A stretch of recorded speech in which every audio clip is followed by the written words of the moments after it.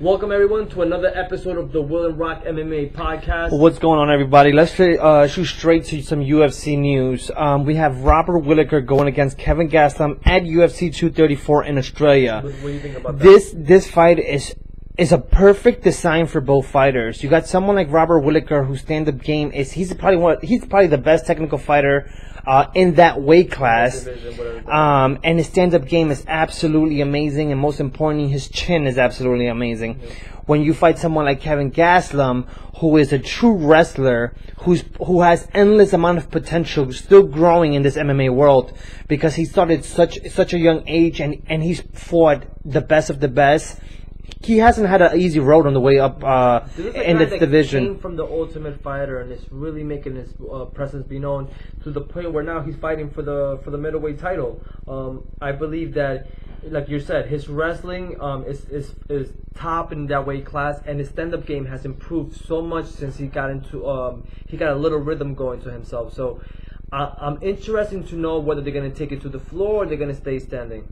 But it's a great fight. I guess we'll get there when it's time. Absolutely. All right, guys. Next thing, the craziness of Mayweather's world is absolutely freaking insane. So Mayweather first ends up booking a thing in December to go fight in Japan versus their number one kickboxer / undefeated kickboxer, right. Who's actually holds the belt for one champion. Let's just. I mean, you're announcing it like it was announced by Ryzen, right? Let's be more specific. So Ryzen said that Floyd Mayweather was going to fight Tenshin, right?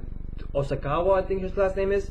They didn't mention whether or not it was going to be a boxing match or anything. They just said they were going to fight. As we know, Tenshin is an actual kickboxer, also doing MMA, a young prospect. Really look out for the guy. He's amazing.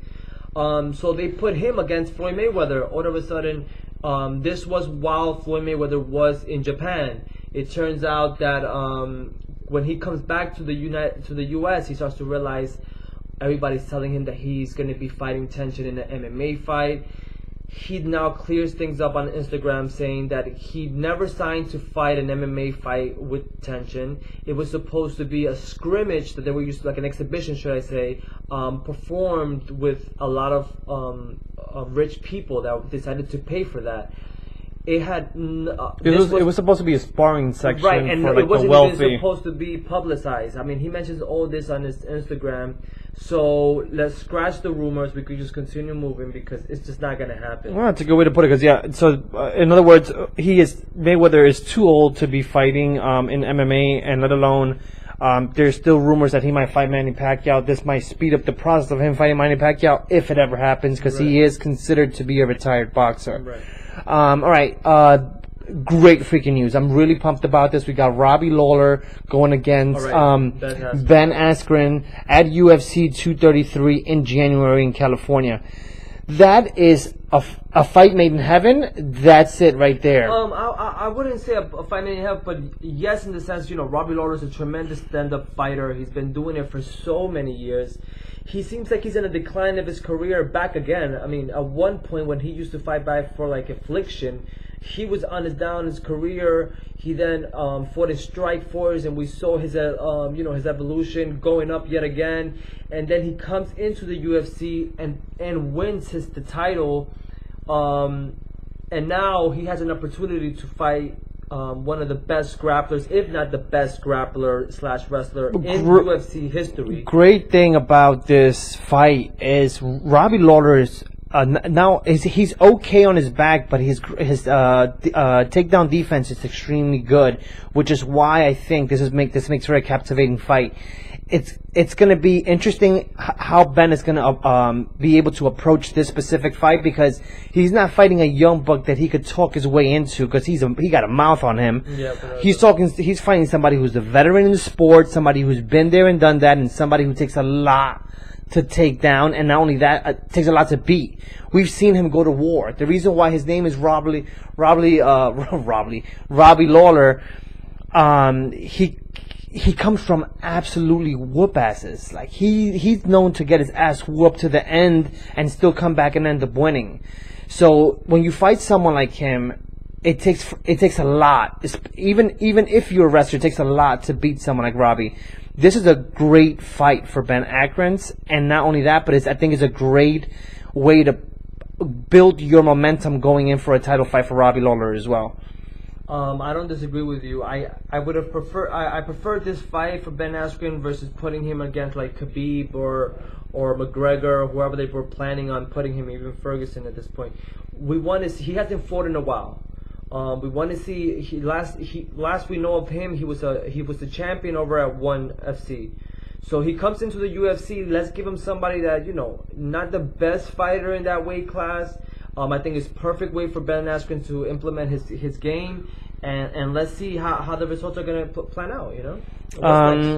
Next fight we got Paige VanZant versus Rachel Ostapkovich. She has a really interesting name. I have no idea who So this is a Brooklyn fight. It's happening in the Barclays Center on January 19th. But most important, this is the first promotional through ESPN. Right. So this is either going to be UFC on ESPN 1. Because everything is about numbers with them. Because obviously UFC on Fox, it's already done. They should be done by the end of next year. So big deal. Not only is this a great fight for women's MMA, which I think both a great. You have someone like Paige VanZant coming off an injury, a massive injury, but showing great potential right before she got injured, and then you have somebody who's been brawling it out. Rachel has done a great job in the Ultimate Fighter and really worked her way up into the division. And they're one of those girls that you look at their faces and you go, man, they're fighters, so they're easily promotable. This is going to be one of those things that they could call quote unquote sexy girls fighting on this octagon, because that's what they could actually do in a way to promote this fight. Yeah, no, I would have to agree with you. This is a fight that it's perfect to put like either starting or even in a prelim fight. I don't see it being in the main card. Because Paige VanZant has like 3 million followers on Instagram, I'm pretty sure they're gonna put her like third or fourth in that card, which is interesting because it's coming to our hometown. So hopefully, ideally, they get really good fights going, so we could go and catch that. Yeah, I'm curious to know who they're gonna put up, and hopefully they see it as a big deal. It is ESPN is promoting this fight. Let's see what they'll be able to do for ESPN. All right, done with UFC news. Let's jump straight into the next card that's on the horizon, which is UFC Fight Night 139. First fight we got Beneil Delarouche versus Thiago Moises. Delarouche, we know, has been in a tear, and I think this is the perfect fight to start off the card, to really get the blood flowing going into the later cards. I know you're a fan. You want to speak a little bit extra on that? Oh no, just I don't know too much about Thiago Moises, but I believe that it's hard to put, if your first fight, like a person that I don't know is going to fight somebody like Beneil Delarouche. I think they're just either this is a huge prospect that's in the UFC that we haven't seen yet because he's been like in the earlier prelims, or they're giving a nice feed to Delarouche, who they want to bring up, they want to pick up his game, Yeah. So either one it is. I don't know too much about Thiago Moises, but I could tell you that Delarouche is a mother. So looking forward to that fight. All right, guys. Next fight we got Michael Terzino versus Luis Pena.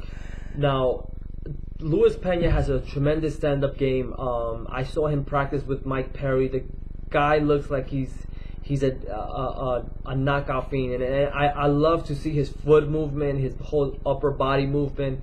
The kid seems like he could really fight. I haven't heard from the other fighters, so I'm gonna have to go with Mike Pena on this. This is like a Delarouche fight. Like, there's a lot of motivation for the UFC to put these guys with people who are not necessarily no-namers, or considered to be no-namers going into the UFC. Luis Pena and Delarouche, these two guys are on the come up, and they're put in a position where they need to succeed. Right. I mean, this is the time to do so, and do it in great fashion as well. And then you got Macy Barber versus Hannah Cyphers. I'm not familiar with either fighder. It's interesting where exactly they place them, so I would like to think that this is going to be a crazy fight. Looking into UFC, the UFC app, that's the way they had them lined up. Right. But then if you look through other websites, which I won't mention, but just other websites in general, it seems like this fight has this fight could go either way. It doesn't necessarily mean De La Roche is going to start the fight. It looks like Pena was starting in another website. Who knows? But you are right. The fact that they put these girls to fight right in the center of it all, hopefully it turns out to be a great thing for the UFC. And then we have Rachel Pennington versus Germaine Durandame. This is an interesting fight. Pena is just hasn't been herself as of late. She's really Raquel Pennington. Sorry, the hell's Pennington hasn't been looking herself as of late. Wasn't the last fight she fought was with Amanda Nunes? Right. Yeah, that was the last fight. No. That she fought, right? Yeah, so I get that, but think about it. She went on a winning streak to get to the title fight. Not necessarily. Okay, let's not. No, so she did not come out of a winning streak. She's actually hasn't been performing as of herself yet. Yes, she got into a title fight.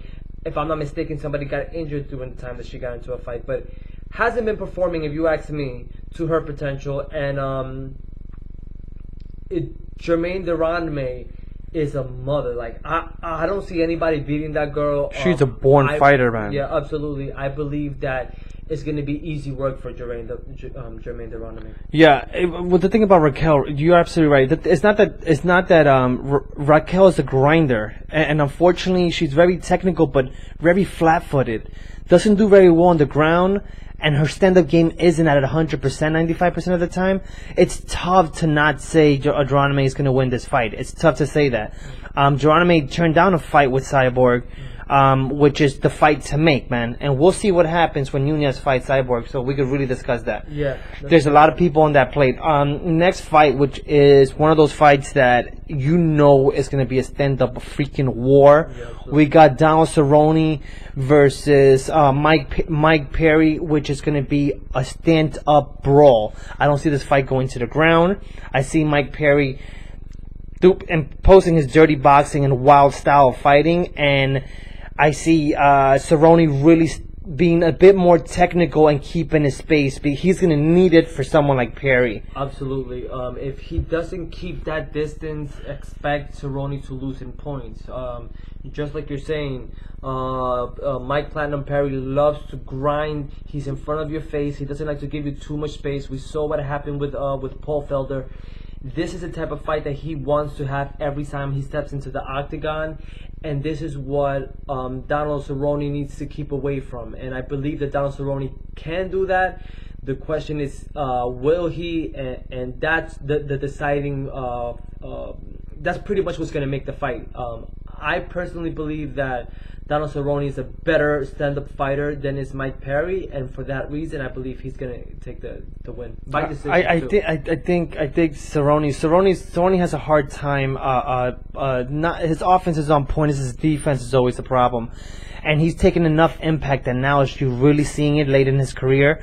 It's very interesting that when putting him somebody as such heavy-hander as Mike Perry, it's the odds for Donald Cerrone if he's not 100% are not very well. I agree with you. Because Mike is just one of those guys that doesn't really get knocked out. He's going to take a bunch of impacts, And is there? Oh, just one last thing I wanted to add to that. We have Cerrone did mention that he is still looking to go down to 155 and take that belt. He said he's dying to do that, and his next fight, win or lose, he's considering doing that because his calling is for that belt, and that's very interesting. It is at this point in the game with the type of fighters that you have in 155. It's hard to believe that Donald Cerrone is going to change from one day to another and then become a champion, but it's nice to see that he's still motivated, and it's nice to see that he still has the drive to continue fighting, which we love. So, all right, guys. Last but not least, we have the Korean Zombie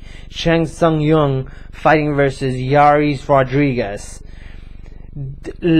Just to put things in perspective, reason why Yaris is fighting in this card is because Frankie Edgar ended up getting injured last minute, and Yaris, kudos to him and his management team to realize that he needs to stay warmed up for anybody to beat, which is really the fight that needs to be made. So Yaris will be fighting versus the Korean Zombie. This is not a good fight for the Korean Zombie, I don't feel. I find Yaris to be a lot faster, but I do find that the Korean Zombie he's a beast. He's a warrior. You know what I mean? He takes impact and he gets impact to take impact. So it's going to be very interesting to see what's going to happen. Another stand-up brawl, if I ask me. It's a possible stand-up brawl. I believe that it will be a stand-up brawl, and I do believe Jairus has the upper hand. However, we have to also keep in mind that yes, Jairus hasn't fought in a couple of years, but the Korean Zombie also hasn't fought in a couple of years. The biggest thing that we have to see that's going to play a big factor is who has the worst ring rust. I don't know if it's Jairus. He's too young for it. The Korean Zombie has been doing it for a longer period of time. Is what makes this fight very interesting. Is he going to impose his old techniques on Jairus, or is Jairus going to impose that new real MMA on the Korean Zombie? So, interesting fight. I believe Jairus has the upper hand in this one. Yeah, I'm with you on that as well. All right, guys, we're pretty much all set. We see you guys next week like we usually do. Peace.